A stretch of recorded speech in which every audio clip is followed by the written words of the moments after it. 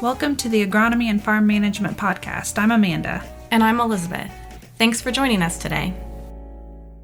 Hello, everyone. Today we're talking about nitrogen. Now, nitrogen is arguably, or maybe easily, the most difficult nutrient to manage due to its volatility.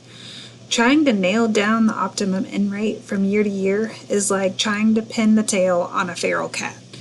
That is to say, it's difficult, just out of reach, and might come back to bite you in the wallet. And sometimes it seems like the only thing we learn through research is if we could just predict the weather. Now, with that said, I think there are some new tools, equipment, and technology available that allow us to delay application, and that enables us to gather as much information about the growing season as possible when making those applications. So Jason Hartshoe is joining us today and has done some split application research. Jason is the extension educator up in Crawford County and has conducted a few different on-farm trials in his county. Welcome, Jason. Hi, Amanda and Elizabeth. I guess to start off with, Jason, what are the reasons to consider making split applications of nitrogen? Well, the big reason to consider the split application of nitrogen, you mentioned earlier that nitrogen is arguably the most difficult nutrient to manage because it changes forms on us in the soil based on soil microbial activity. And we also have this bank of nitrogen that we'd like to utilize in organic matter that if we don't use it, we might just lose it. So when we look at split application, it lets us adjust that nitrogen application rate for the growing season and the conditions that we're having. I mean, this year's been one heck of a spring, and if we're really wet, we're not going to get as much nitrogen mineralization. We're not going to get the same corn yields maybe. So we're not going to have as many bushels to sell. Can we pull that nitrogen rate down or maybe save some of that nitrogen? If it's raining all the time, do we really want to leach this nitrogen out, or can we wait and put some of it on later? And just make sure we provide enough for our corn crop that we don't hurt our yield early on. So you brought up a lot of great points with how the weather plays into the volatility with nitrogen. Could you give a quick recap of what some of those weather conditions that we would be looking for and what nitrogen is doing in those cases? Yeah, so this year it rains about 12 inches every day, or maybe not quite. We kind of need a pontoon boat occasionally to get around from field to field. But when we get a lot of rainfall, the nitrogen can actually leach out of the soil. It gets bound up in that water and it follows the water off of the field, whether it goes down through our tile drainage system and follows the water into either Lake Erie or the Gulf of Mexico, depending where you're at. And then away it goes, and it can maybe help some algae grow or something, but it sure doesn't help our corn crop grow. And then when it's nice and sunny and the soils dry out some, we get really good mineralization. In an ideal world, we would dry out, our soil would start to mineralize, then we would get a small shower that really wouldn't cause the tile to run, and then it would dry out some again. We'd have this continuous mineralization within the soil, and that's when we get the most free nitrogen for our corn crop. The other thing about nitrogen is if we get too dry, it'll continue to mineralize, and we'll actually get some of it changing into the ammonia form, and then in that form, depending on the type of soil we have, it can actually gas up and out of the soil and volatilize into the atmosphere and be gone that way. So there's really multiple ways we can lose this nitrogen that is in our organic matter or the nitrogen we put on. There are products out there on the market that do help stabilize it, help protect it from changing forms in the soil so we don't lose it as easily. But over time, as those products would naturally break down so the corn crop can utilize the nitrogen, it breaks down and it can be volatilized or leached off of the field.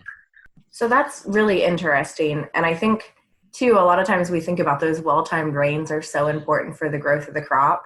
And it's really not just because of the crop. It's probably also a lot to do with the nitrogen availability really being there for the corn crop as well. Definitely. I mean, that nitrogen availability is a big thing for the corn crop. It's a big thing for any of our crops. You know, soybeans make their own nitrogen, but the nitrogen they're making can suffer the same fate once it starts to move out of the nodules as any other nitrogen in the soil. And soybeans will scavenge free nitrogen out of the soil. So those timely rains are, yes, important to drive the crop, but they're very important to drive that microbial activity, runs that nitrogen cycle for us. Awesome. So one of the biggest benefits to splitting that nitrogen application is really spreading out our risk and reducing our risk by not having that nitrogen out there when we're dealing with a lot of these more volatile weather conditions earlier in the spring. So if someone is considering splitting their nitrogen applications, what recommendations do you have? Yeah, so really split application nitrogen is another insurance policy you can utilize to help ensure you don't lose that nitrogen. Some things I would recommend, it's important to have a starter amount of nitrogen out there. This year it's been challenging trying to decide where to invest your time. Some guys still don't have starter fertilizer on their planters. But when you look back at trials, the bang for your buck and starter comes out of a small amount of nitrogen to jump that crop out of the ground and get it going. But when you start looking at corn nitrogen needs, you only need about 100 pounds of nitrogen to take that crop to tassel. But it's also very important that you don't starve the crop beyond that. So when I start looking at split application and timing, I hate going through the field too many times, but probably 2 to 3 nitrogen applications would be the best split you could make. That first one ideally is going to come as an amount on the planter, depending how much your planter can carry, how often you want to refill, maybe even the price of nitrogen at the time. Looking at probably 50 pounds coming on the planter. I mean, you get over that, that's a lot of liquid to carry or a lot of dry fertilizer to put down. Again, I would like to see 100 pounds out there to get you to tassel. So then, depending how much you put down, then will depend when you need to look at coming back with that next application or the splits and how you're going to look at how much nitrogen's in your soil. If you put 25 to 50 pounds down with the planter, you're going to need to come back in probably, V5, V6, depending what equipment you have. That's going to be a big one, and maybe we'll talk about that later. But what equipment and how late you can get into that corn. Come back at that point and then put down, if you can get through V10 corn at V5 or so, put down another nitrogen. Probably try to get you to 100 pounds just in case this crazy weather pushes you out and it's starting to tassel when you come in with that last round. And then come in somewhere between V10 and V14 with the rest of the nitrogen your corn crop's going to need. We had a trial last year that really showed the importance of being a good sprayer driver and not being late with that last application of nitrogen. We saw a yield drag on our late application, but we didn't get in there to put our late application of nitrogen on until we were actually pollinating. And we only had about 90 pounds of nitrogen down at that point. And our early application ended up being at V10, and we grew about 30 more bushels of corn with that V10 application than that pollination application. So we definitely don't want to be too late, but the later we move that application, the better insurance we have of protecting our nitrogen from losses. So you mentioned equipment. If I'm typically side dressing, say V3, V4, what adjustments am I going to need to make, or what equipment purchases do I need to look at to be able to get into the field at those later growth stages? Yeah, so there's a lot of things to look at there on the equipment side to try to decide how late you can go. There's some guys that have really nice side dress applicators that could be going through, basically their limiting factor is how tall their tractor is. So they could easily be going through V4, V5, and maybe V6 corn and not snapping it off with their tractor. They have a high clearance applicator, but they consider side dress to be as soon as they can row the corn, they go out and put on some 28. That's basically putting your 28 on with the planter. You're just making an additional pass. Where if you could hold off and do that at that V4, V5, hopefully push that V6 stage when the corn's just barely fitting under your tractor, you can actually push it a little bit. I mean, it doesn't have to clear. That the corn plant can be rubbing on the belly of the tractor and you're fine. And then if you have an applicator that lets you clear that, that's an ideal time to put on your nitrogen. You moved it a little later, we could maybe use some technology to try to help determine how much nitrogen is available to the corn crop at that time. But then as we start looking later into the growing season, we really have to start thinking harder about the types of equipment we need. When we're doing these V10 applications, about most commercially available self-propelled sprayers with a drop system can put nitrogen on at that V10 application. Okay, I have some guys in the county that use Rogators, rear boom machines, and work just fine. A lot of guys then, though, when they get into that almost a tassel or they're running late, trying to do a rescue after tassel or at tassel time, they're looking more at the really high clearance sprayers, like your Heggies or your Millers, your New Holland sprayers, so that you have that high clearance front boom to go through the tallest corn possible. But just because you don't have that doesn't mean you can't look at pushing that nitrogen application a little bit later in the season. Even if you have a nice pull type sprayer that's got 80-foot booms on it, a nice 1,000-gallon tank, you could put drops on that and push that nitrogen application maybe later in the season than what your colder applicator would let you go, which helps with that decision making on what soil available nitrogen there is, and definitely provides that insurance policy against nitrogen losses. Do you need Y drops versus a colder late in the season?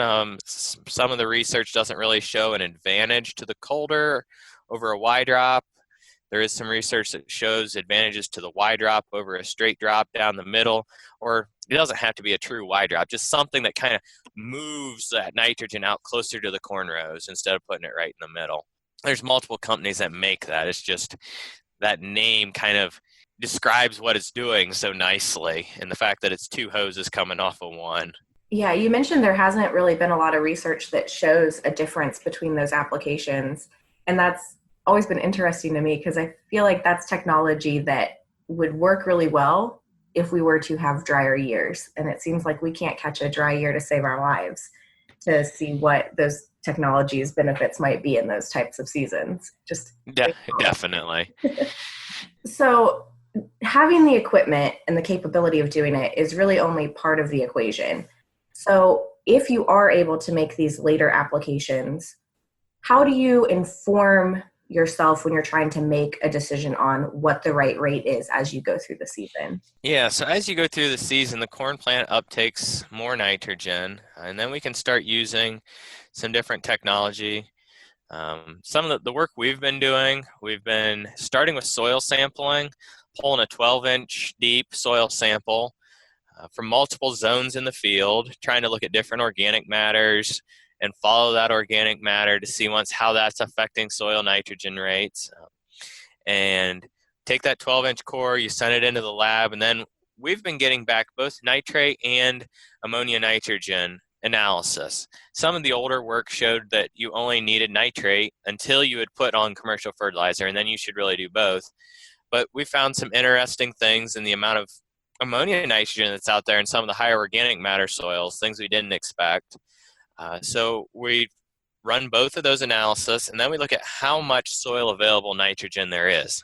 The one field that we've actually been able to start a trial in this year is showing some differences in that organic matter and how much nitrate nitrogen is available. The ammonia is very similar between the two organic matter zones, but the low organic matter had 32 pounds of nitrogen. The high organic matter had 76 pounds of soil available nitrogen right now in the growing season.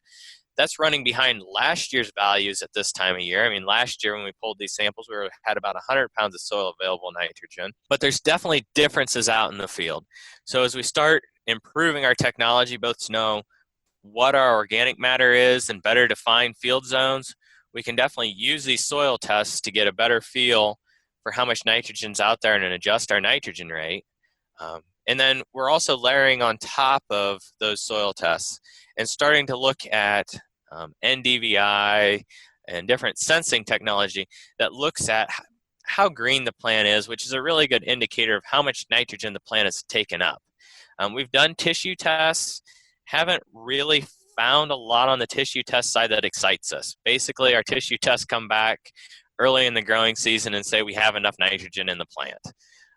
And then as you get later in the growing season, we can find if we're starving the plant, yes, but we can also just use our eyes and see. Usually, if our tissue test tells us the plant's deficient, our eyes told us it was deficient too. So we're not seeing that excitement coming out of tissue tests like we do maybe out of the soils or some of these NDVI readings, and trying to use that along with the soil test information to do a better job of managing nitrogen. It's not going to be, right now, it's not that just go pick one thing and use only that. I think we need to continue to look at multiple sources of data and think them through and put them together to try to get that nitrogen rate that we want to use. I mean, now when we start a nitrogen rate decision, we really start with the economics though first. We go to that old maximum return to nitrogen equations, pull that up, look at the price of nitrogen, corn yield potential, and see what that economic rate is. And then from there, we start looking at the different zones of the field and starting to try to adjust our nitrogen rate and correct it for what's going on in the soil. And determining your nitrogen rate in the zones in your field really shouldn't end with making that nitrogen application. The end of your nitrogen program, especially if you're trying to build a long-term model on how you're going to manage nitrogen, is to go out and do some stock nitrate tests at the end of the season and see how much nitrate was left in that stock after the corn crop was produced. And then that can help you kind of define some of those management zones, because when you start looking at a corn crop, did it have a low yield in that area because it ran out of nitrogen? Or did it have lots of nitrogen left over and there's some other factor holding you back, and you could actually save nitrogen, save money, maybe increase your sustainability, decrease your environmental footprint if you want to look at it that way, by putting less nitrogen on that low yielding area of the field because there was lots of nitrate left. And if you see that multiple years in corn in an area of the field, it would be a good management practice to decrease nitrogen in that zone. Now, if multiple years in a row you see that this crop is running out of nitrogen, that may be a really good indicator to start looking at this split application decisions, because there's a good chance that it's not that crop you planted in that area of the field is less efficient. It's more that what is going on in the soil in that area of the field. Is there less mineralization going on? So we're using all the nitrogen we put on, or probably a greater potential is that area of the field for some reason is more leaky and it's leaching more of that nitrogen out. So if we spread out and do this split application, then maybe we can increase that insurance policy and increase yield in that zone that was running low and had really low stock nitrates and starved the crop, so you didn't see as good of yields there. Yeah, that's an excellent point, because when we think about nitrogen, obviously the safest decision is to just put on as much as you can to make sure that you're not shorting the crop.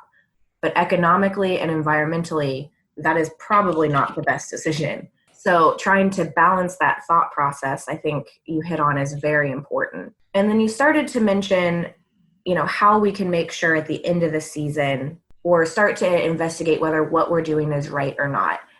So when you're talking about at the end of the season, what sorts of tools are available to check on how well your program worked? Yeah, I mentioned that, checking. The one test that's most available and utilized is a stock nitrate test. The timing on that is kind of important. When you do these stock nitrate tests, you don't go out right when you're combining the field and drive the combine to the zone you want to check, or go out after you're done and pick up some stock. Because once that corn plant dies and dries down, nitrogen can actually leach out of that fodder while the plant is still standing in the field. So if you don't do these stock nitrate tests at the right time, which is about corn silage time, is actually about the right time to be doing a stock nitrate test, just a little bit later than what the guys that really push corn silage are chopping. But if you don't do them at that time, you're actually going to find lower nitrate levels. So you're not going to have as accurate of analysis of what was going on in that plant when the ear actually finished filling. So basically, once that ear is filled and starting to dry down is the time to do the stock nitrate test. Not use the combine as the gator to go through the field and get to the area where you wanted to pull that stock nitrate test. And you take a 1 foot sample out of the stalk, about a foot off the ground, cut that out, and then you send those into the lab, and they run that stock nitrate test, and you get back nitrate numbers. There's some nice tables out there that tell you what's considered deficient, but there's also some ability to just look at your own nitrogen program and see how the nitrates varied by zone within your field and by the amount you put on, and see how that's affecting your nitrates, and as much as looking at those tables and finding the deficient zones or where you're in surplus. But the timing of that's crucial, and we've definitely seen some instances where we pulled those samples at different times throughout as the dry down, and you just can watch the nitrate levels go down, and you think you didn't put enough on, where in reality the nitrates just leached out, especially if this fall turns out to be like spring so far and it rains every other day. Jason, this has just been a wealth of information in helping farmers make management decisions, and it really couldn't be more timely as we're seeing predictions for the largest dead zone down in the Gulf of Mexico because of all the rain that we've had. Get the most out of what we put into the crop is certainly crucial as well economically. So if farmers are interested in learning more, where do you suggest they go to see some of this information that you have? A lot of the trials we've done are in the eFields publication, so definitely check that out to look at some of the trials. Those trials last year and in 2017 were excellent. Some of them showed, where we pulled the nitrogen rate back by 50 pounds and got the same yield or better than our high-end rates, which would save a producer $20. $20 over 1,000 acres of corn is a really, really big deal. I mean, $20, 1,000 acres, that's $20,000. That's a half of a truck payment for you if you wore your pickup out. Some other places, the Ag Crops Team website has some of this information. Definitely watch for some winter meetings this winter that you could go to learn more about nitrogen management and what we're doing. There was some excellent presentations over the last few years at CTC, and all those presentations, if you're bored and want to watch a nice YouTube video, some of those nitrogen presentations are available from CTC.